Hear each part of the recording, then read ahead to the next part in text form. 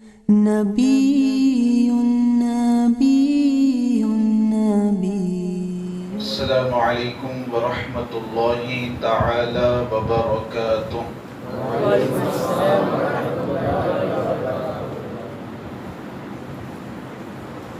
الحمد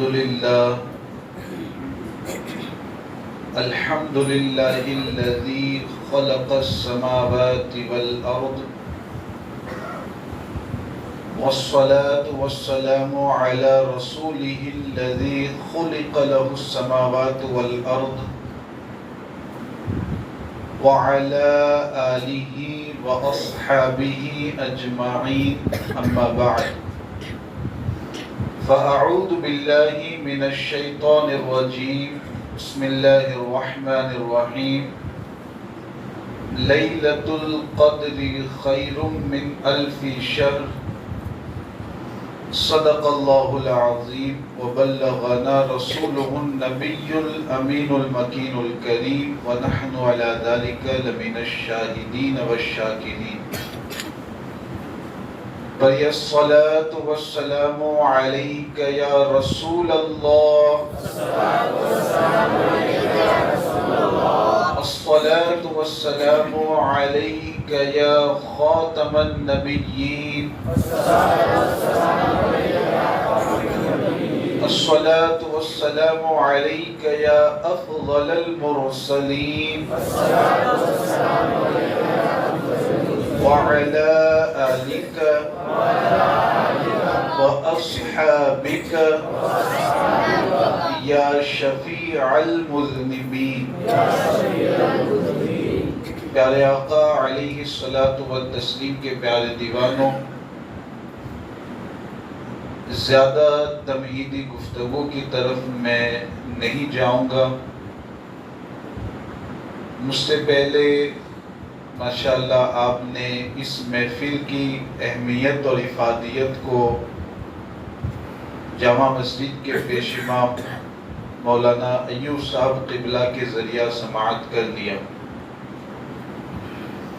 بس میں اتنی بات عرض کر کے سوالات و جوابات کا سلسلہ شروع کروں گا کہ شب قدر کے حوالے سے یہ بات آپ نے سنی ہوگی کہ اللہ کے رسول علیہ السلام نے شب قدر کے حوالے سے یہ حکم ارشاد فرمایا گیا کہ رمضان کے مہینے کے آخری عشرے میں جو طاق راتیں ہیں یعنی 21, 23, 25, 27 اور 29، یہ جو طاق راتیں ہیں اللہ کے رسول علیہ السلام نے ہمیں یہ ترغیب دلائی ہے کہ ان طاق راتوں میں ہمیں شب قدر کو تلاش کرنا ہے. ان طاق راتوں میں شب قدر کی تلاش ہمیں کرنی ہے، کیونکہ ان طاق راتوں میں سے کسی رات کو اللہ کی طرف سے شب قدر مقرر کیا گیا ہے. آج کی جو رات ہے آپ اچھی طرح جانتے ہیں 29ویں شب ہے. آج کی رات کے حوالے سے بھی اللہ کے رسول علیہ السلام کا وہ ارشاد رہے گا کہ آج کی رات بھی ہو سکتا ہے شب قدر کو، آج کی رات بھی اللہ کی طرف سے شب قدر مقرر کی گئی وہ یہ ہو سکتا ہے. اب شب قدر کی فضیلت کیا ہے؟ اللہ تعالیٰ نے قرآن میں بیان فرما دیا کہ شب قدر اتنی اہم اور اتنی افضل رات ہے کہ اس رات میں بندہ اگر عبادت کرتا ہے، اس رات میں بندہ اگر اللہ کی بندگی کرتا ہے، اللہ کی رضا کے لیے اپنا وقت عبادت میں گزارتا ہے، قرآن کریم میں اللہ نے بیان فرمایا کہ شب قدر کی اہمیت کی وجہ سے شب قدر میں کی گئی عبادت کا معاملہ یہ ہے کہ اگر 1000 مہینے تک کوئی عبادت کرتا رہے تو 1000 مہینے عبادت کرنے پر جتنا ثواب ملتا ہے اللہ کے بیان کردہ ارشاد کے مطابق شب قدر میں عبادت کرنے والے کو اس سے زیادہ ثواب دیا جاتا ہے۔ آپ ذرا غور کریں، اس ارشاد کو اپنے ذہن و دماغ میں بٹھانے کی کوشش کریں۔ 1000 مہینے کتنے ہوتے ہیں؟ آپ میں سے کوئی 20 سال کی عمر کا ہوگا، کوئی 25 سال کی عمر کا ہوگا، کوئی 30 40 50 60 70 80 سال زیادہ سے زیادہ، ہماری عمر اتنی ہوگی۔ اب 1000 مہینے کتنے ہوتے ہیں؟ ایک سال میں کتنے مہینے ہوتے ہیں؟ 12 مہینے۔ 10 سال میں 120 اور 100 سال میں 1200 مہینے۔ 100 سال میں 1200 مہینے ہوں گے۔ 100 سال۔ اب اللہ کے اس ارشاد کو ذرا اس کی روشنی میں سمجھنے کی کوشش کریں، شب قدر کی اہمیت کتنی زیادہ کہ اس رات میں اگر ہم نے عبادت کر لی، 1000 سال کی عبادت سے زیادہ ثواب ہمیں دیا جاتا ہے۔ 1000 مہینے کی عبادت سے زیادہ ثواب ہمارے نامہ اعمال میں لکھا جاتا ہے۔ اور آج کی محفل آپ جانتے ہیں شرعی مسائل کا علم حاصل کرنے کی محفل گئے، اور اس کے حوالے سے اللہ کے رسول علیہ السلام کا ارشاد موجود ہے کہ رات کی 1 ساعت علم دین حاصل کرنا پوری رات عبادت کرنے سے افضل و بہتر ہے۔ تو ایک طرف اس ارشاد کو ذہن میں رکھیں، ایک طرف شب قدر کی فضیلت کو ذہن میں رکھیں۔ آپ شمار کرتے رہیں گے کہ نامہ اعمال میں کتنا ثواب اس محفل کے اٹھنے کے بعد آپ کے لکھا جائے گا، اتنا ثواب آپ کے نامہ اعمال میں لکھا جائے گا، آپ حساب کرتے رہ جائیں گے۔ تو یہ بہت مقدس، بہت بابرکت محفل ہے۔ اللہ کے مقدس گھر میں یہ محفل رکھی گئی ہے۔ مکمل توجہ کے ساتھ آپ اس محفل میں شریک رہیں۔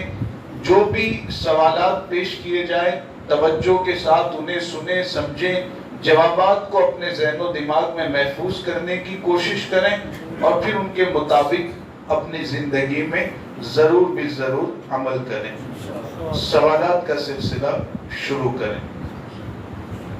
حضرت مفتی صاحب قبلہ کی بارگاہ میں پہلا سوال یہ عرض ہے کہ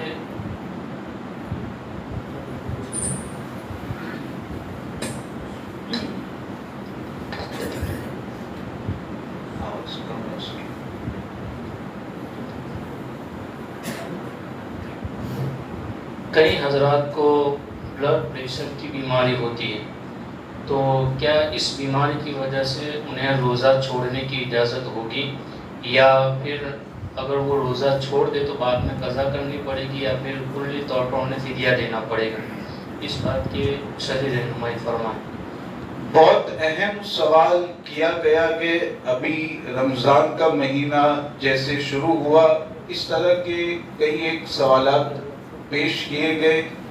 بلڈ پریشر کی بیماری ہو یا اس کے علاوہ کوئی اور بیماری ہو، آپ کو شریعت کا مسئلہ اچھی طریقے سے سمجھ لینا ہے کہ بیمار کے حوالے سے سب سے پہلے تو قرآن کریم میں جو اللہ تعالیٰ نے اصول بیان کیا ہے کہ اگر کوئی بندہ بیمار ہے اور ایسی بیماری میں مبتلا ہے کہ اس بیماری کی وجہ سے وہ روزہ یا تو نہیں رکھ پائے گا، یا روزہ رکھنے جائے گا تو شدید تکلیف اور پریشانی اسے محسوس ہوگی، تو ایسے بیمار کے لیے شریعت نے یہ قاعدہ بیان کیا گیا، قرآن میں یہ ضابطہ بیان کیا گیا ہے کہ ایسا بیمار اگر چاہے تو روزہ چھوڑ سکتا ہے۔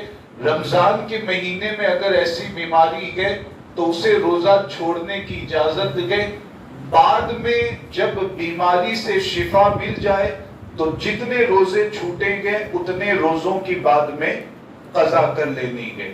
تو یہ ایک بیمار کے حوالے سے ضابطہ ذہن میں رکھنا ہے کہ واقعی اگر بیماری ہے، چاہے بلڈ پریشر کی بیماری ہو یا کسی اور طرح کی بیماری ہو، روزہ چھوڑنے کی اجازت ہے، لیکن بعد میں ان روزوں کی قضا کرنی پڑے گی۔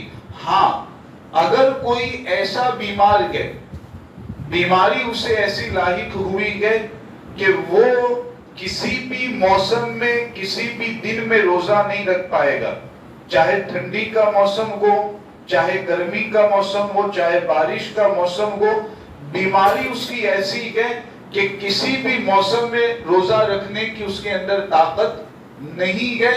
اور ساتھ میں اس بیماری کے حوالے سے ڈاکٹر بھی یہی بتاتے ہیں، تجربہ بھی یہی کہتا ہے کہ اب وہ بیماری مرتے دم تک رہے گی، اس بیماری سے اسے شفا نہیں ملے گی۔ ایسی کچھ بیماریاں ہوتی ہیں آپ جانتے ہیں۔ تو اس طرح کی بیماری اگر کسی کو گئے کہ وہ کسی موسم میں کسی دن میں روزہ نہیں رکھ پائے گا، اور یہ بیماری غالب گمان یہی ہے کہ مرتے دم تک ایسی بیماری رہے گی، تو ایسے بیمار کے لیے اب شریعت کے اعتبار سے رخصت ہے کہ جتنے روزے چھوٹیں گے اتنے روزوں کے بدلے میں فدیہ ادا کرنے، جتنے روزے چھوٹے اتنے روزوں کے بدلے میں فدیہ ادا کرے۔ کفارہ نہیں ہوتا کہ یہاں فدیہ دیا جاتا ہے۔ فدیہ کتنا ہوتا ہے؟ ابھی ہم عید سے پہلے صدقہ فطر ادا کریں گے تو ایک صدقہ فطر یہ ایک روزے کا فدیہ ہے۔ ایک صدقہ فطر کے برابر گیہوں چاول یا روپے پیسے دے، یہ ایک روزے کا فدیہ ہے۔ اس طرح جتنے روزے چھوٹیں گے اتنے روزوں کا حساب کر کے فدیہ ادا کر دینا ہے۔ فدیہ کسے دے سکتے ہیں؟ جسے زکوٰۃ دے سکتے ہیں اسے فدیہ دے سکتے ہیں۔ تو ایسی بیماری اگر کسی کو گئے تو اب اس کے لیے فدیہ دینے کی اجازت رہے گی۔ ہمارے یہاں ایک غلط فہمی یہ بہت سارے مسلمان بھائیوں بہنوں میں پائی جاتی ہے کہ بیماری کی وجہ سے اگر روزہ نہیں رکھ پائے تو سوال کرتے ہیں، عالم سے پوچھیں گے، مفتی صاحب سے پوچھیں گے کہ ہم بیماری کی وجہ سے روزہ نہیں رکھ پائے، اب ہمیں کیا فدیہ دینا ہے، کیا کفارہ دینا ہے۔ یاد رکھنا ہے کہ فدیہ یہ عام بیمار کے لیے اس کی اجازت نہیں ہے۔ عام بیمار کے لیے تو یہی حکم ہے، بیماری ہے تو آپ روزہ چھوڑ دیں، 2-4-5 مہینے 2-4 سال میں جب آپ کو شفا مل جائے تو چھوٹے ہوئے تمام روزوں کی قضا کرنی پڑے گی، فدیہ دینے کی اجازت نہیں رہے گی۔ فدیہ دینے کی اجازت مخصوص قسم کے بیمار کے لیے ہے۔ میں سمجھتا ہوں کہ آپ اس کو اچھی طرح سمجھ چکے ہوں گے۔ ماشاءاللہ، سبحان اللہ۔ حضرت صدقہ فطر کے حوالے سے کہ اگر کوئی شخص صدقہ فطر ادا نہیں کرتا ہے تو کیا بعد میں ادا کرنے کی وجہ سے اس کا صدقہ فطر قضا ہوگا یا پھر ادا ہی ہوگا؟ قضا اس میں نہیں کہلا، اس کو کہیں گے بعد میں عید کے بعد دوسرے تیسرے چوتھے پانچویں 10ویں دن کوئی ادا کرے گا تب بھی ادا ہی مانا جائے گا، اس کو قضا نہیں کہیں گے۔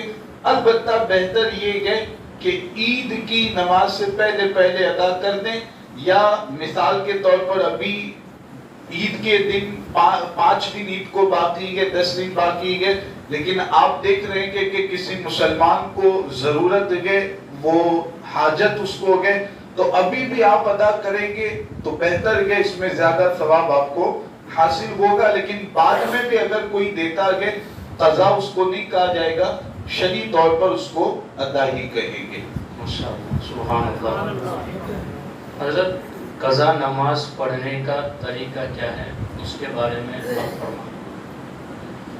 قضا نماز پڑھنے کے حوالے سے یہ سوال تو بظاہر آپ کو لگے گا بہت مختصر ہے، لیکن اگر تھوڑا تفصیل کے ساتھ میں اس کو سمجھاؤں تو یہ مناسب ہوگا، بہت سارے حضرات کو اس کے جواب کی ضرورت رہے گی۔ آپ توجہ کے ساتھ بالکل اس کو سنیں۔ سب سے پہلے تو یہ ذہن میں رکھنا ہے کہ نمازیں اگر ہم پر قضا باقی ہے، فرض نمازیں ہم نے پہلے چھوڑی ہوئی ہے، قضا نماز ہم پر پڑھنا باقی ہے، تو اس صورت میں اب ہمارے یہاں یہ ہوتا ہے ابھی شب قدر 27ویں رات میں بھی یہ دیکھا جاتا ہے کہ نوافل لوگ پڑھنا شروع کر دیتے ہیں، نوافل کی کثرت کرتے ہیں، نفل نمازیں پڑھتے ہیں، اور بھی بڑی راتوں میں نفل نمازیں پڑھتے ہیں، لیکن جب دیکھا جاتا ہے تو وہ جو نفل پڑھنے والے ہوتے ہیں ان کے ذمے کئی سالوں کی قضا نماز باقی ہوتی ہے۔ تو ایسی حالت میں، ایسی صورت میں شریعت کی طرف سے آپ کی یہ رہنمائی کی جاتی ہے کہ جب پہلے سے قضا نماز آپ پر باقی ہے تو آپ نفل نماز نہ پڑھیں، نفل کی جگہ پر پہلے اپنی قضا نماز پڑھیں۔ کیوں؟ اس لیے کہ روایتوں میں یہ موجود ہے کہ بندے پر جب کوئی فرض باقی رہتا ہے تو اس کے نوافل کے حوالے سے یہ ہے کہ اللہ کی بارگاہ میں اس کا نفل مقبول نہیں ہوتا جب تک کہ وہ فرض کو ادا نہیں کر لیتا ہے. تو اس بنیاد پر اپنا ذہن یہ بنائے کہ سب سے پہلے تو آپ بیٹھ کر کے حساب کریں کہ میری کتنے سالوں کی نماز باقی ہے، میں نے کب سے نماز پڑھنا شروع کیا، بالغ ہونے کے بعد کتنے سالوں کی نماز پڑھنا میرے ذمہ باقی ہے. پہلے تو یہ حساب کر لیں 2 3 4 5 سال جتنے بھی سالوں کی نماز آپ کی چھوٹی ہوئی ہے. اب آپ سب سے پہلے یہ توبہ کر لیں کہ آئندہ جو بھی فرض نماز ہے، جو بھی واجب سنت نمازیں ہیں، میں ان کی مکمل پابندی کروں گا. پچھلی جو نمازیں باقی ہے اب ان کی قضا آپ کو شروع کرنی ہے. قضا کیسے کریں گے؟ قضا کرنے میں یہ ذہن میں رکھنا ہے کہ 5 وقت کی نماز میں جو فرض نماز ہے، جو واجب نماز ہے، بس اسی کی قضا کی جاتی ہے. سنتوں اور نوافل کی قضا نہیں کی جاتی. یعنی 5 وقت کی نماز میں اگر آپ گننے بیٹھیں گے تو صبح کی نماز میں، فجر کی نماز میں کتنی فرض ہے؟ 2. ظہر میں، عصر میں، مغرب میں، عشاء میں، اور عشاء میں واجب نماز کتنی ہے؟ 3. تو اگر دن کی نماز ہم ملاتے ہیں تو 5 وقت کی نماز میں کل 20 رکعتیں ہیں جن کی ہم پر قضا کرنا ضروری ہے. 17 فرض اور باقی 3 وتر واجب. تو 17 کل 20 رکعتیں قضا کرنی ہے، سنتوں اور نوافل کی قضا نہیں کرنی ہے. اب حساب آپ نے لگا لیا، آپ قضا نماز پڑھنا شروع کر دیں. قضا نماز کب پڑھ سکتے ہیں؟ ایک شبہہ مسلمان بھائیوں میں یہ بھی پایا جاتا ہے کہ ظہر کی نماز اگر مجھے قضا کرنی ہے تو سمجھا جاتا ہے کہ ظہر ہی کے وقت میں پڑھ سکتا ہوں، ظہر کی نماز عصر کے وقت میں نہیں پڑھ سکتا، عصر کی نماز مغرب کے وقت میں نہیں پڑھ سکتا. یہ قضا نماز کے حوالے سے ایک غلط فہمی مسلمان بھائیوں بہنوں میں پائی جاتی ہے. شریعت کے اعتبار سے ایسا نہیں ہے. ظہر کی نماز عصر کے وقت میں آپ قضا کر سکتے ہیں، عصر کی نماز فجر میں کر سکتے ہیں، فجر کی نماز عشاء میں آپ قضا کر سکتے ہیں. قضا نماز کب نہیں پڑھ سکتے ہیں؟ 24 گھنٹے میں 1 گھنٹہ اور تقریباً 25 منٹ یہ وقت ہے جس میں قضا نماز پڑھنے کی اجازت نہیں ہوتی ہے. 3 مکروہ وقت آپ جانتے ہی ہوں گے. پہلا مکروہ وقت آتا ہے طلوع آفتاب، جب سورج نکلتا ہے، یہ تقریباً 20 منٹ کا مکروہ وقت ہوتا ہے. پھر دوپہر میں زوال کا وقت جس کو عوام کہتی ہے، یہ تقریباً 38 سے 45 منٹ کا وقت رہتا ہے. یہ دوسرا مکروہ وقت ہے. اور تیسرا مکروہ وقت غروب آفتاب، سورج جب ڈوبتا ہے، یہ مکروہ وقت ہے. یہ بھی تقریباً 20 منٹ کا رہتا ہے. تو مکمل اگر مکروہ وقت ہم ملاتے ہیں تو 1 گھنٹہ اور تقریباً 25 منٹ یہ مکروہ وقت ہے جس میں قضا نماز پڑھنے کی اجازت. اس کے علاوہ باقی جو 22 گھنٹے اور 35 منٹ کا وقت ہے، مکمل قضا نماز اس میں پڑھنے کی اجازت ہے. ظہر کی نماز عصر میں، عصر کی مغرب میں، کسی بھی وقت میں آپ قضا کرنا چاہتے ہیں، مکروہ وقت کے علاوہ قضا کر سکتے ہیں. تو دوسری چیز یہ کلیئر کر لیا آپ نے. اب تیسری چیز، اگر بہت سالوں کی قضا آپ پر باقی ہے تو شریعت کے اعتبار سے آسانی کچھ بتائی گئی ہے. جیسے ایک آسانی یہ بتائی گئی ہے کہ آپ جو رکوع اور سجدے میں تسبیح پڑھتے ہیں، عام طور پر کتنی مرتبہ تسبیح پڑھتے ہیں؟ 3 مرتبہ. اگر بہت سالوں کی نمازیں آپ کو قضا کرنی ہے تو 3 کی جگہ پر 1 مرتبہ آپ تسبیح پڑھ سکتے ہیں. اسی طرح ایک آسانی یہ بھی بتائی گئی ہے کہ جب آخری قاعدہ ہم کریں گے، آخری قاعدے سے پہلے تیسری اور چوتھی رکعت میں عام طور پر جو ہم فرض نماز پڑھتے ہیں اس میں کیا ہوتا ہے؟ سورہ فاتحہ پڑھتے ہیں. تو قضا نماز اگر زیادہ ہے، ایک آسانی یہ بتائی گئی ہے کہ سورہ فاتحہ پڑھنے کی جگہ پر 3 مرتبہ سبحان اللہ سبحان اللہ سبحان اللہ، بس اتنا کہہ لیں تیسری اور چوتھی رکعت کے قیام میں، جب کھڑے ہوں تب سورہ فاتحہ پڑھنے کی جگہ 3 مرتبہ اتنا کہہ لیں فرض نماز میں۔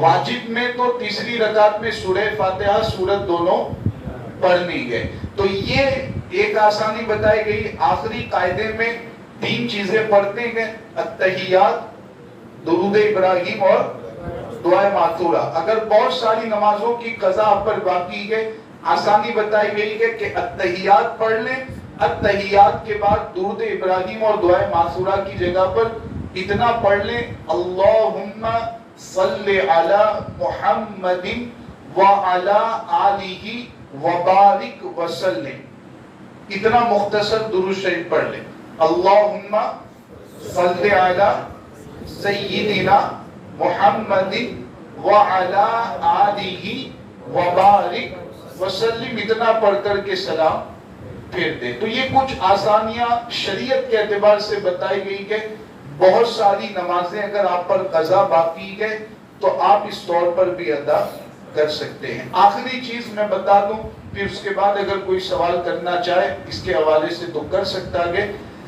آپ 5 وقتی نماز جو پڑھتے ہیں اس میں جو نفل نماز کے اور جو سنتیں غیر موقدہ ہے، نفل اور سنتیں غیر موقدہ، سنت موقدہ کی بات نہیں ہے، فجر کی 2 رکعت ہے وہ سنتیں، ظہر کی 4 رکعت وہ سنتیں، مغرب کی 2 رکعت وہ سنتیں، ان کی بات نہیں ہے۔ جو سنتیں غیر موقدہ ہے اور جو نفل ہے، جیسے ظہر میں 12 رکعت میں سے 2 رکعت نفل ہے، ٹھیک ہے۔ عصر میں 8 رکعت میں جو شروع کی 4 رکعت سنت ہے وہ سنتیں غیر موقدہ ہے۔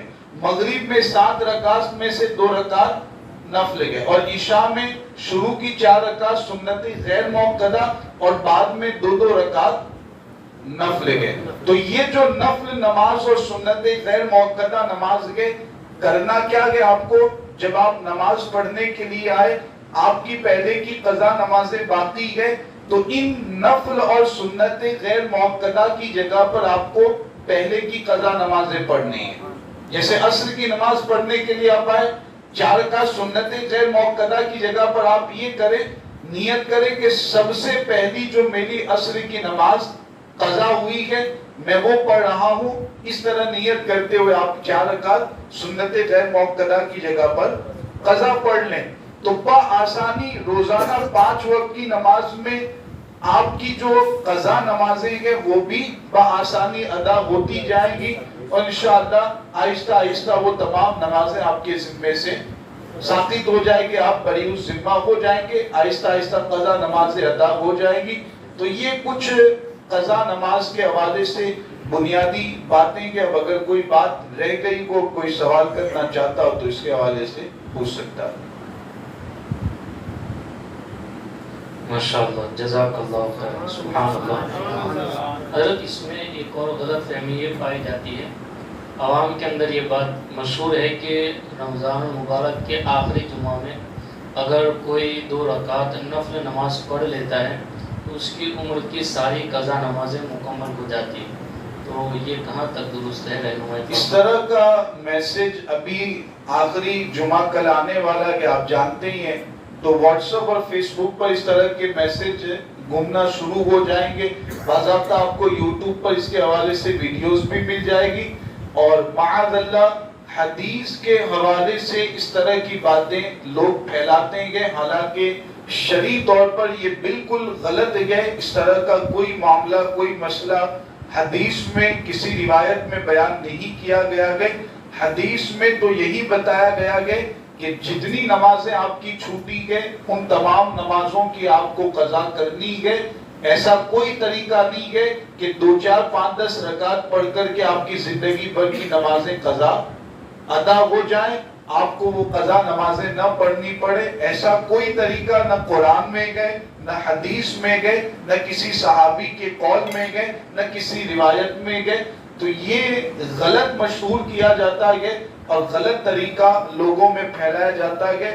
صحیح طریقہ وہی ہے جو میں نے پہلے آپ کے سامنے عرض کر دیا. ماشاءاللہ، سبحان اللہ، سبحان اللہ.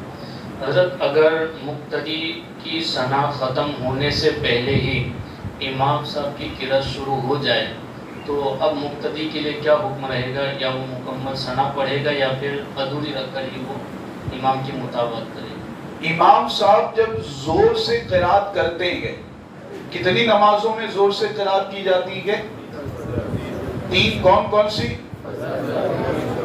فجر، مغرب اور ان 3 نمازوں میں امام صاحب زور سے قرأت کرتے ہیں. ان 3 نمازوں میں جب امام زور سے قرأت کرتے ہیں تو شریعت کا حکم یہ رہتا ہے کہ مقتدیوں کو خاموش رہ کر کے امام کی قرأت کو سننا ضروری ہے.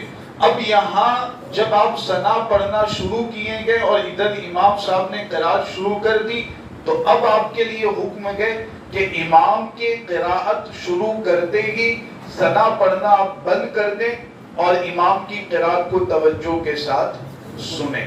اب ثنا پڑھنے کی اجازت نہیں رہے گی. رمضان سے متعلق ایک مسئلہ میرے ذہن میں آیا کہ وتر کی نماز جماعت کے ساتھ ادا کی جاتی ہے، آپ جانتے ہیں رمضان کے مہینے میں، تو اس میں بھی یہ ایک شبہہ رہتا ہے. کچھ لوگوں کو عمل کرتے بھی دیکھا گیا کہ تیسری رکعت میں جب دعائے قنوت پڑھنے کے لیے تکبیر کہی جاتی ہے، اب امام بھی دعائے قنوت پڑھتا ہے. آپ یہ جانتے ہی ہوں گے کہ امام کے ساتھ مقتدیوں کو بھی دعائے قنوت پڑھنی ہے، آپ یہ جانتے ہوں گے. اب اس میں کبھی کبھار ایسا ہوتا ہے کہ امام صاحب نے دعائے قنوت مکمل کر لی اور امام اللہ اکبر کہہ کر کے رکوع میں پہنچ گئے، لیکن کوئی مقتدی ایسا تھا کہ جس کی ابھی دعائے قنوت مکمل نہیں ہوئی. امام نے تو مکمل کر لی، مقتدی کی ابھی دعائے قنوت مکمل نہیں ہوئی. تو اب کیا کرنا ہے؟ اس میں غلط طریقہ یہ رائج ہے کہ یہ سمجھا جاتا ہے کہ پہلے دعائے قنوت کو مکمل کریں گے پھر جا کر کے امام کے ساتھ رکوع میں شامل ہوں گے. حالانکہ شریعت نے یہ مسئلہ ہمیں نہیں بتایا ہے. شریعت نے یہ مسئلہ بتایا ہے کہ جیسے ہی امام صاحب رکوع میں جا رہے ہیں، آپ کی دعائے قنوت اگرچہ مکمل نہیں ہوئی ہے، اب آپ کو کیا کرنا ہے؟ اللہ اکبر کہہ کر امام کے ساتھ رکوع میں چلے جانا ہے. دعائے قنوت آپ کو مکمل نہیں کرنی ہے بلکہ رکوع میں امام کے ساتھ شامل. بالکل اس سے ملتا جلتا مسئلہ دوسری رکعت کے قاعدے میں امام صاحب بیٹھیں گے، جانتے ہیں کہ التحیات پڑھنی ہے. اب کبھی ایسا ہوتا ہے کہ امام التحیات پڑھ کے اللہ اکبر کہہ کر کے کھڑے ہونے لگے اور ادھر مقتدی کا حال یہ کہ ابھی اس کی التحیات مکمل نہیں ہوئی. تو اب مقتدی کو کیا کرنا ہے؟ کیا وہ اللہ اکبر کہہ کر امام کے ساتھ کھڑا ہو جائے یا پہلے اپنی التحیات مکمل کر کے پھر امام کے ساتھ کھڑا ہو؟ اب کیا کرنا ہے؟ التحیات مکمل کرنی ہے پھر تیسری رکعت کے لیے کھڑا ہونا ہے.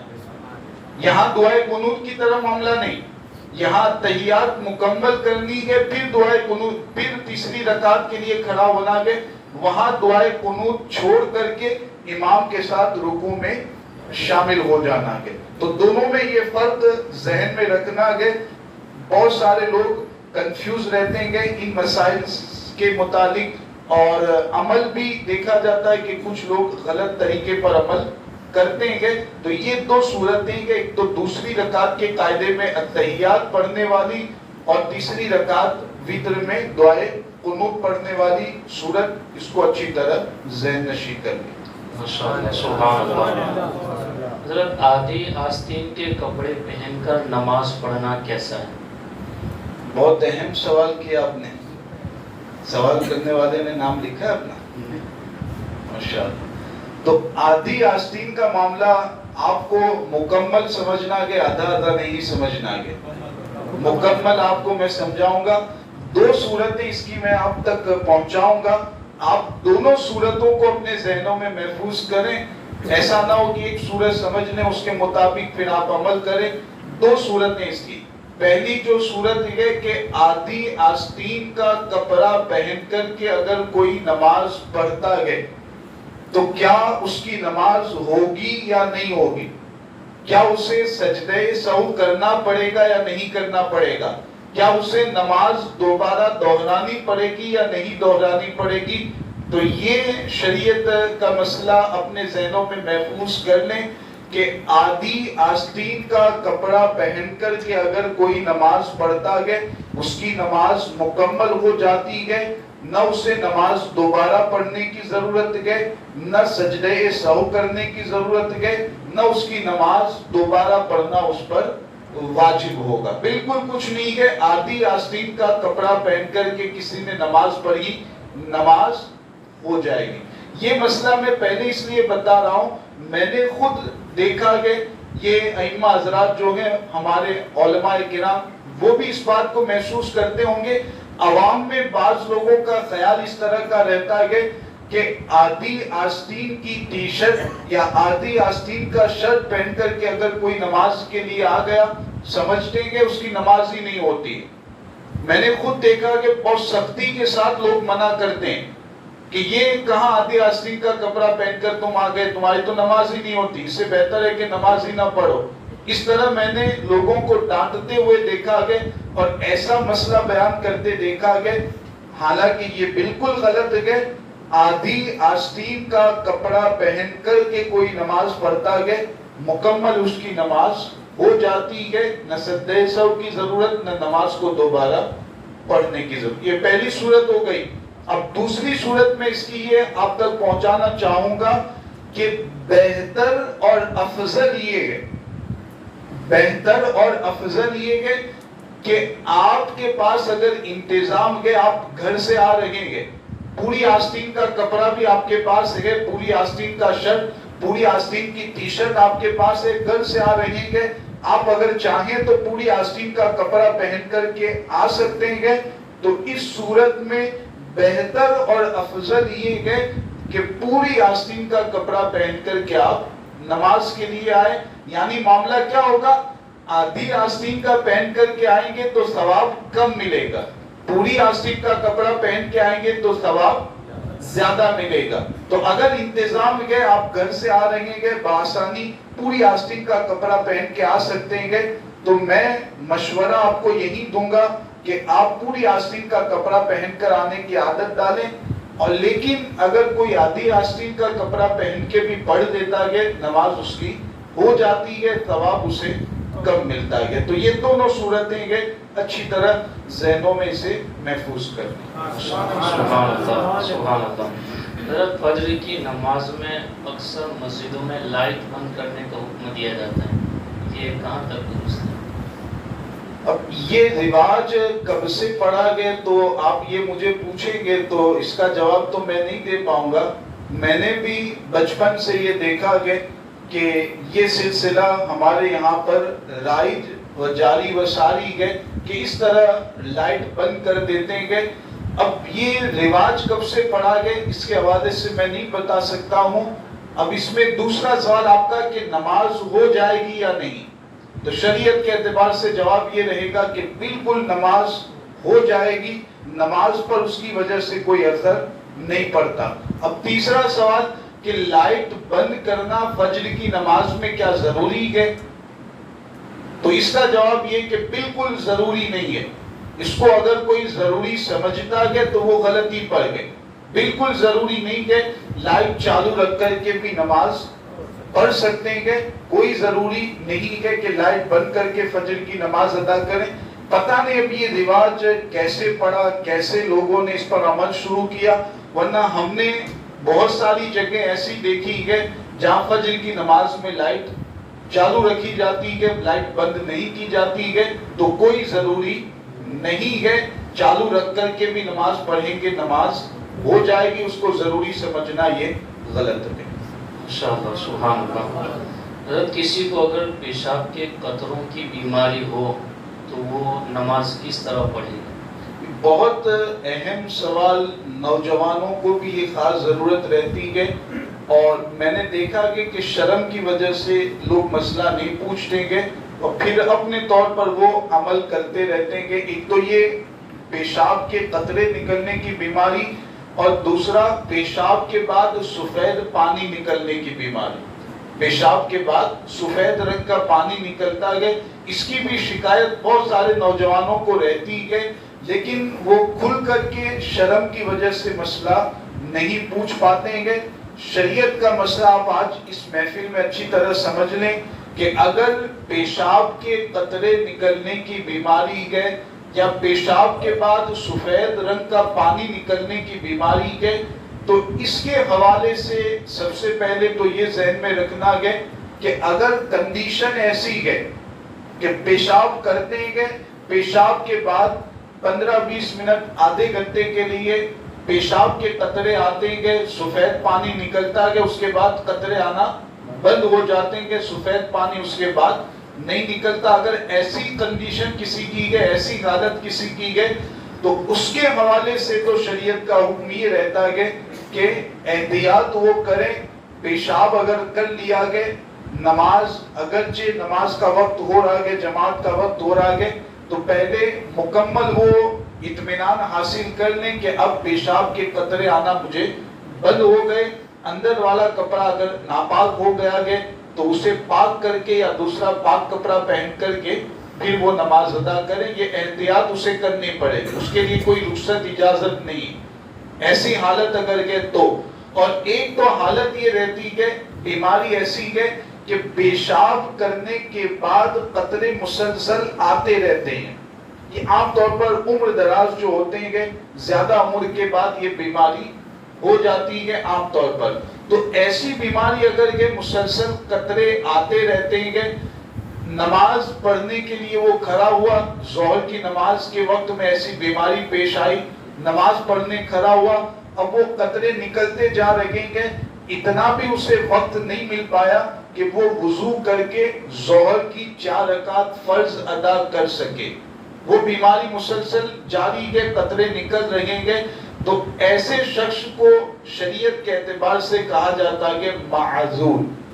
معذور اس کا حکم یہ رہتا ہے کہ جب تک ایسی بیماری رہے گی، نماز کا وقت جیسے ہی شروع ہوگا وضو کر لے. اب اس کا جو وضو ہے پیشاب کے قطرے آنے کی وجہ سے اس کا وضو نہیں ٹوٹے گا. نماز کا وقت شروع ہوا، اس نے وضو کر لیا، قطرے نکل رہے ہیں، اس کا وضو نہیں ٹوٹے گا. جب وہ نماز کا وقت ختم ہوگا، اب اس کے لیے حکم ہے دوسرا نیا وضو کرے. پھر وہ آخری وقت تک رہے گا، دوسری نماز کا وقت شروع ہوگا تو پھر نیا وضو کرنا پڑے گا. یعنی جو بیماری اسے ہے، اس بیماری کی وجہ سے اس کا وضو نہیں ٹوٹے گا. پیشاب کے قطرے نکلنے کی بیماری ہے تو اس سے وضو نہیں ٹوٹے گا. گیس کی بیماری ہے تو اس سے وضو نہیں ٹوٹے گا. جو بھی بیماری ہے میں نے بتایا، ویسی اگر بیماری ہے معذور بالکل ہو گیا ہے تو اب اس کا وضو ہر نماز کے لیے نیا وضو کرے گا، ہر وقت کے لیے نیا وضو کرے گا، وہ وضو باقی رہے گا. پیشاب کے قطرے آنے سے اس کا وضو نہیں ٹوٹے گا. ہاں اگر کوئی اور ایسی چیز پائے گی جس سے وضو ٹوٹ جاتا ہے تو پھر اسے نیا وضو کرنا پڑے گا. تو جب تک وہ بیماری رہے گی تب تک اس کے لیے یہ رخصت اور اجازت رہے گی.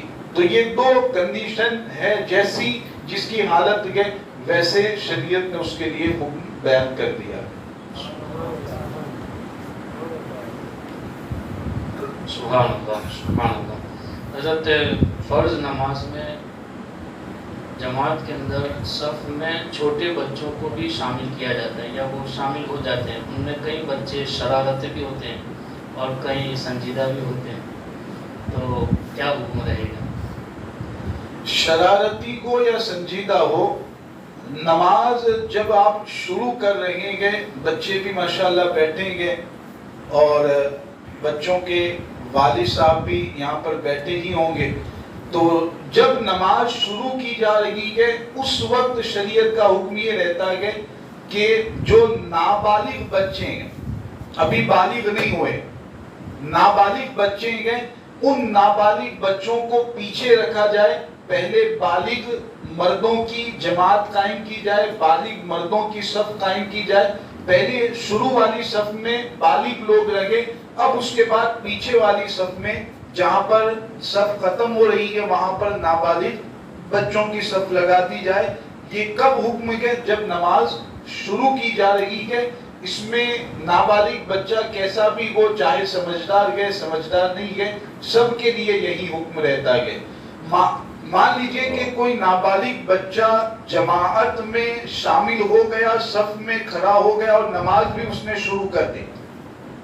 نماز بھی اس نے شروع کر دی، نابالغ بچہ صف میں کھڑا ہو گیا ہے. تو اب آپ کو کیا کرنا ہے؟ کیا اس کو ہاتھ کھینچ کر کے پیچھے ہٹا دینا ہے، یا اس کی جگہ پر اسے کھڑے رہنے دے، اس کے بغل میں کھڑے ہو کر کے نماز آپ کو شروع کرنی ہے؟ تو دو حالتیں ہیں. اگر وہ نابالغ بچہ سمجھدار ہے، صحیح طرح نماز پڑھتا ہے، کوئی بھی نماز میں ایسی غلطی نہیں کرتا کہ جس سے اس کی نماز صحیح نہ ہو، بالکل اچھی طرح نماز پڑھتا ہے، سمجھدار ہے، ایسا نابالغ بچہ اگر صف میں آ کر کھڑا ہو گیا، اس نے نماز شروع کر دی ہے، تو اب حکم یہ رہتا ہے کہ اس کو اس کی جگہ پر کھڑے رہنے دیں، اس کے بغل میں کھڑے ہو کر کے آپ نماز شروع کر دیں. اس کو پیچھے کھینچنا، پیچھے ہٹانا یہ ناجائز ہے، سخت ناجائز ہے، ایسا ہرگز نہیں کرنا ہے. ہاں اگر وہ بچہ نہ سمجھ گیا، آپ دیکھ رہے ہیں کہ نماز میں وہ ایسی غلطی کر رہا ہے کہ جس سے اس کی نماز ہی صحیح نہیں ہوتی، کبھی ادھر دیکھ رہا ہے، کبھی ادھر، کبھی اس سے بات کر رہا ہے، یہ سب حرکتیں اگر کر رہا ہے تو ایسے نابالغ بچے کو تو آپ پیچھے ہٹا دیں اور اس کی جگہ پر کھڑے ہو جائیں. لیکن اس میں بھی اس کا خیال رکھیں کہ مارنا پیٹنا نہیں ہے، ایسا کوئی کام نہیں کرنا کہ جس سے لڑائی جھگڑا ہو، فتنہ فساد ہو. بالکل پیار سے آپ اسے پیچھے کھینچ لیں، اس کی جگہ پر کھڑے ہو جائیں. اگر اس کے والد صاحب مسجد میں موجود ہیں تو نماز کے بعد اس سے بات کر لیں کہ اس طرح شریعت کا مسئلہ ہے، اس وجہ سے میں نے آپ کے بچے کو پیچھے کیا گیا. تو اس طرح کریں تاکہ کوئی لڑائی جھگڑا فتنہ فساد نہ ہو. تو جیسا نابالغ بچہ ہے اس کے حساب سے عمل کرنا ہے. جبکہ وہ صف میں کھڑا ہو چکا، نماز اس نے شروع کر دی ہے. جب تک نماز نہیں شروع ہوئی ہے حکم وہی ہے کہ نابالغ بچوں کو پیچھے رکھا جائے. سبحان اللہ، سبحان اللہ. حضرت دوسرا سوال کہ قسم توڑنے کا کفارہ کیا ہے؟ قسم توڑنے کے حوالے سے بیان کرنے سے پہلے میں آپ کو یہ بتا دوں، حدیث پاک میں جو بیان کیا گیا ہے، بعض لوگوں کی جو عادت رہتی ہے بات بات پر قسم کھانے کی. بات بات پر قسم کھاتے ہیں، ماں کی قسم، باپ کی قسم، فلاں کی قسم، فلاں کی قسم. یہ بات بات پر جو قسم کھانے کی عادت ہوتی ہے، شریعت میں اس کے حوالے سے یہ بیان کیا گیا ہے کہ اس طرح بات بات پر قسم کھانا منع ہے، اس طرح نہیں کرنا چاہیے. ایسی عادت اگر کسی کی ہے تو وہ اپنی عادت بدل دے. بات بات پر قسم کھانا یہ منع ہے. دوسری چیز، قسم جو ہوتی ہے شریعت کے اعتبار سے قسم کا مطلب ہے کہ اللہ تعالیٰ کے ذاتی نام یا اللہ کے جو صفاتی نام ہے، رحمان رحیم وغیرہ، اللہ کے ذاتی نام یا صفاتی نام میں سے کسی کے ذریعہ اگر کوئی قسم کھاتا ہے، اسی کی قسم شریعت کے اعتبار سے مانی جاتی ہے اور اسی قسم کا حکم رہتا ہے کہ بعد میں اگر توڑے گا تو اس کا کفارہ دینا پڑے گا. کفارہ کیا ہوتا ہے؟ قسم کے کفارے کے حوالے سے قرآن مجید میں صراحتاً حکم بیان کیا گیا ہے. 3 پہلے تو صورتیں بیان کی گئی، جس میں سے ایک صورت آج نہیں ہے، آزاد کرنے کے حوالے سے، غلام کو آزاد کرنا، یہ صورت تو آج نہیں ہے. تو 2 صورتیں کیا بچتی ہے؟ اطعام 10 مساکین پہلی صورت بیان کی گئی ہے، 10 مسکین کو، 10 فقیروں کو 2 ٹائم پیٹ بھر کر کے کھانا کھلانا، یا اگر کھانا کھلانا نہیں چاہتے تو اس کی جگہ پر 10 فقیروں کو ایک جوڑ کپڑا دینا، یا 10 فقیروں کو جو صدقہ فطر ہم دیتے ہیں، ایک فقیر کو، ایک مسکین کو ایک صدقہ فطر، اس طرح 10 مسکین اور 10 فقیر کو الگ الگ 10 صدقہ فطر کے برابر پیسے یا گیہوں چاول دے دیے جائیں. تو یہ 2 صورتیں آپ سمجھ گئے، یا تو 10 مسکین اور 10 فقیروں کو 2 ٹائم پیٹ بھر کر کے کھانا کھلایا جائے، یا ایک جوڑ کپڑا دیا جائے، یا اگر کھانا کھلانا نہیں چاہتے، کپڑا دینا نہیں چاہتے تو صدقہ فطر جتنا دیتے ہیں ایک مسکین اور ایک فقیر کو اتنا پیسہ یا اتنے گیہوں چاول دے دیں، اس طرح 10 کو الگ الگ آپ صدقہ فطر دے دیں. یہ صورتیں بیان کی گئی ہے. اگر کوئی بندہ ایسا ہے کہ اس کے پاس اتنا مال نہیں ہے کہ ان میں سے کسی صورت کو وہ پر عمل کر سکے، اس طور پر کفارہ ادا کر سکے، اتنی طاقت اس کے اندر نہیں ہے، تو اب اس کے لیے یہ طریقہ بتایا گیا کہ 3 روزے مسلسل رکھیں، 3 روزے پیدر پہ رکھیں. اگر وہ طاقت نہیں ہے اس صورت پر عمل کرنے کی، تو 3 روزوں کے ذریعہ وہ قسم کا کفارہ ادا کر سکتا ہے. یہ قسم توڑنے کے حوالے سے کفارہ جو قرآن میں بیان کیا گیا ہے. سبحان اللہ، سبحان اللہ. حضرت بینک سے جو انٹرسٹ ملتا ہے سود، تو اس کا استعمال کرنا کیسا ہے؟ بہت اہم سوال آپ نے کیا. ابھی جب میں اس کا جواب بیان کروں گا تو بہت سارے لوگ تعجب میں مبتلا ہوں گے اور بہت سارے لوگ سوچیں گے کہ یہ نیا مسئلہ کہاں سے آ گیا. یہ جواب کی اہمیت سمجھانے کے لیے میں پہلے ہی عرض کر دیتا ہوں. بہت اہم بات ہے کہ اس کو ذہن و دماغ میں محفوظ کریں. بینک اگر گورنمنٹ کی گئے، گورنمنٹ کی بینک گئے یا پرائیویٹ بینک گئے جس کے تمام آنر اور تمام مالک نان مسلم گئے، غیر مسلم گئے، کوئی بھی اس کا آنر مسلم نہیں ہے، کوئی بھی مالک مسلم نہیں گئے، تو ایسی بینک میں جو پیسے رکھے جاتے ہیں فکس ڈپوزٹ کے طور پر یا کسی اور اسکیم میں پیسے رکھے جاتے ہیں، اب اس پیسے رکھنے کے بدلے میں جو زیادہ پیسے ملتے ہیں انٹرسٹ کے نام پر، سود اور بیاج کے نام پر جو زیادہ پیسے ملتے ہیں، شرعی اعتبار سے وہ انٹرسٹ نہیں کہلاتا ہے، وہ سود اور بیاج نہیں کہلاتا ہے. کون سی بینک میں؟ گورنمنٹ کی بینک گئے یا پرائیویٹ بینک اگر گئے تو اس کے آنر اور مالک سب نان مسلم گئے. ایسی بینک میں کسی بھی اسکیم میں آپ پیسے رکھیں، 5 لاکھ آپ نے رکھیں، اب ریٹرن آپ کو 7 لاکھ کیے جائیں گے، تو یہ جو 2 لاکھ زیادہ انٹرسٹ اور سود اور بیاج کے نام پر دیے جا رہے ہیں، شریعت کے اعتبار سے حدیث مصطفیٰ علیہ السلام کی روشنی میں یہ سود اور بیاج نہیں ہے، یہ انٹرسٹ نہیں ہے. اس کو انٹرسٹ سمجھنا، سود سمجھنا یہ غلط ہے. اگر کوئی سود سمجھتا ہے تو اس کو کہیں گے کہ یہ غلطی کر رہے ہیں. سود شریعت کے اعتبار سے نہیں، اسے لے سکتے ہیں، خود استعمال کرنا چاہیں تو کر سکتے ہیں، مسجد مدرسے میں دینا چاہیں تو بھی دے سکتے ہیں، فقیر مسکین کو دینا چاہیں تو بھی دے سکتے ہیں، بالکل شرعی اعتبار سے اجازت ہے. ہاں اگر پرائیویٹ بینک گئے، اس کا کوئی آنر مسلم گئے، کوئی مالک اگر مسلم گئے، یا پرائیویٹ کوئی ایسی کمپنی سنستھا کوئی چلا رہا ہے جس میں آپ پیسے جمع کرتے ہیں، آپ کو زیادہ رقم دی جاتی ہے، اس میں اگر کوئی آنر اور مالک مسلم گئے تو اس صورت میں اب جو زیادہ رقم ملے گی وہ سود ہوگی، بیاج ہوگی، اس کا لینا شرعی طور پر جائز نہیں ہوگا. تو یہ بالکل واضح شریعت کا حکم ہے. کوئی بھی بالکل ایسا محسوس نہ کریں، ایسا نہ سوچے کہ یہ نیا مسئلہ کہاں سے آ گیا. بیاج کو حلال کہا جا رہا ہے، ذہن میں رکھنا کہ بیاج ہے ہی نہیں، سود ہے ہی نہیں، شریعت کے اعتبار سے یہ انٹرسٹ ہے ہی نہیں، اس کو نام دیا جا رہا ہے انٹرسٹ کا. یہ بالکل ایسے ہی ہے جیسے گلاس میں پانی بھرا ہوا ہے، کوئی کہے کہ یہ شراب ہے، تو اس کے کہنے سے تو وہ شراب نہیں ہوگی، پانی پانی ہی رہے گا. تو شریعت کے اعتبار سے یہ سود نہیں ہے. اس بنیاد پر لاکھ اس کو سود کہا جائے، انٹرسٹ کہا جائے، شرعی اعتبار سے یہ سود نہیں ہوگا. اس کو لینا بالکل جائز ہے. لے کر کے اگر آپ خود استعمال نہیں کرنا چاہتے، مسجد مدرسے میں آپ دے دیں، فقیر مسکین کو آپ پہنچا دیں، ان کا بھی فائدہ ہوگا.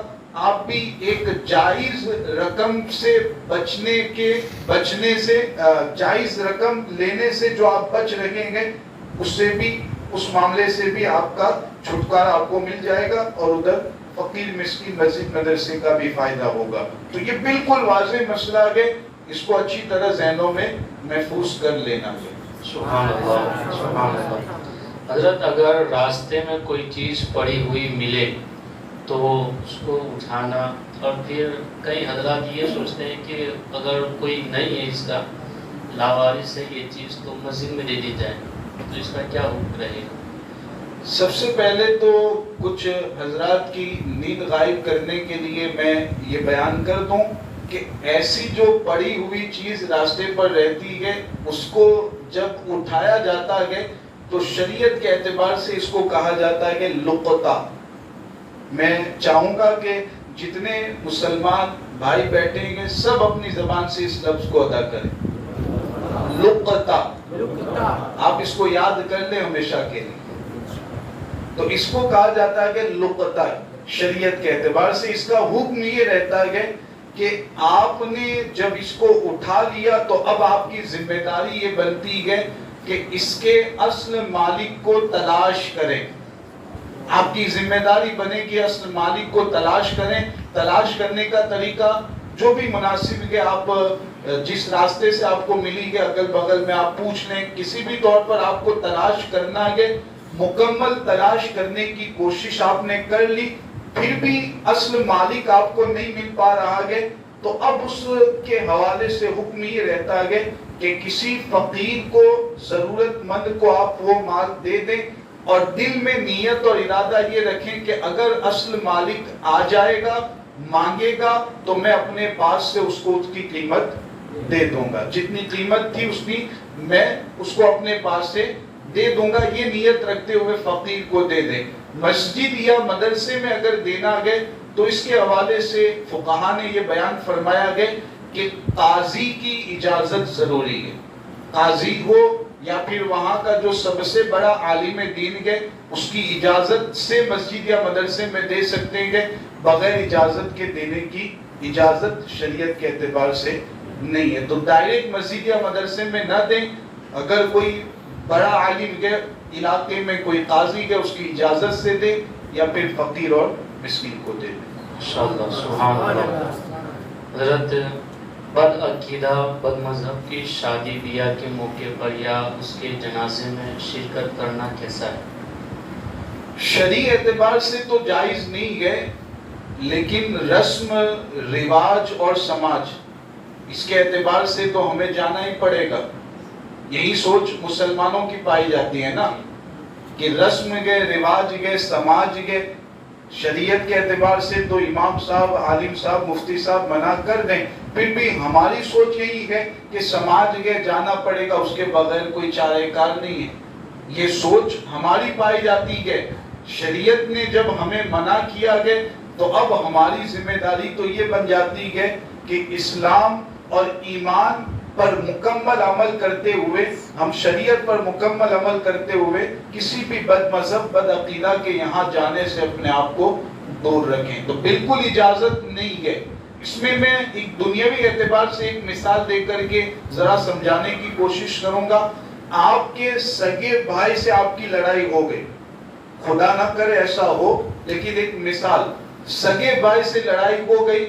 اب لڑائی کے بعد اس سگے بھائی کے بیٹے کی شادی آ رہی ہے 2 مہینے بعد. وہ آپ کو دعوت دینے آئے گا، آپ کی حالت کیا ہوگی؟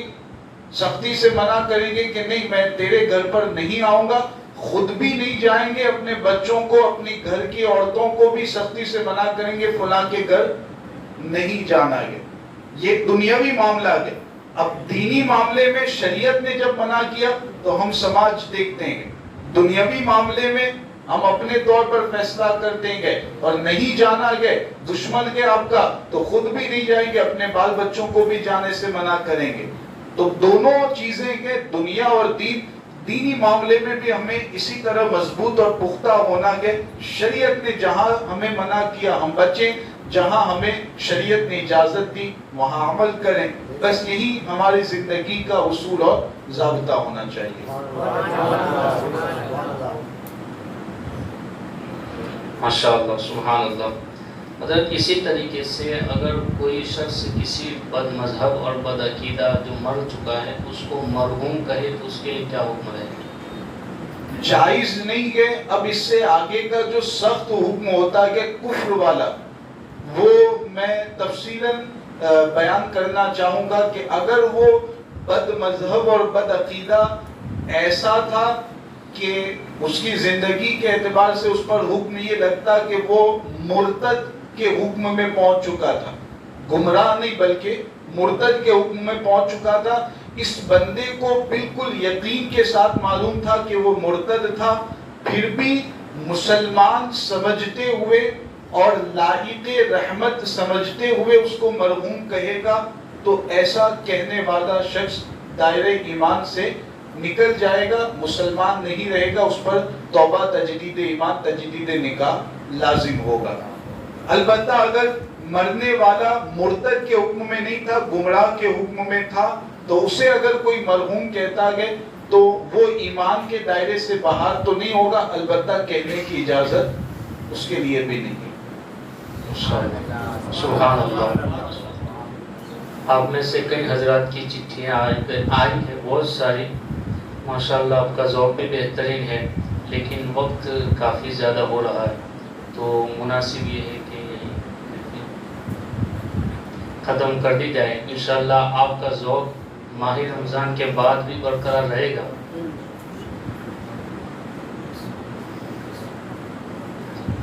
ایک آخری سوال، یہ بدعقیدہ کا مسجد کے اندر اعلان کرنا کیسا ہے؟ یہ سوال پوچھنا اور اس کا جواب دینا میں سمجھتا ہوں کوئی ضرورت ہی نہیں ہے۔ بالکل آپ سمجھ چکے ہوں گے کہ جب اس کے یہاں ہم جا نہیں سکتے تو ہماری سنی مسجد میں اس کا اعلان ہو، اس کی موت کا اعلان، اس کی نماز جنازہ کا اعلان، یہ بالکل شرعی طور پر اس کی اجازت نہیں ہے۔ ٹرسٹیان، متولیان، ذمہ داران اس پر توجہ دیں، اور بالکل اگر ایسا کہیں ہوتا گئے تو وہ سختی کے ساتھ اس کو بند کریں، اس کو روکیں۔ اس طرح اجازت شرعی طور پر تو نہیں مل سکتی۔ عزیز القدر سامعین و حاضرین، دیکھیں آپ کے سوالات کی پرچیاں کافی زیادہ ہیں، لیکن وقت بھی حضرت کو 1 گھنٹہ ہو گیا، تو وقت کی نزاکت کو مد نظر رکھتے ہوئے محفل کو یہیں پر اختتام کیا جاتا ہے۔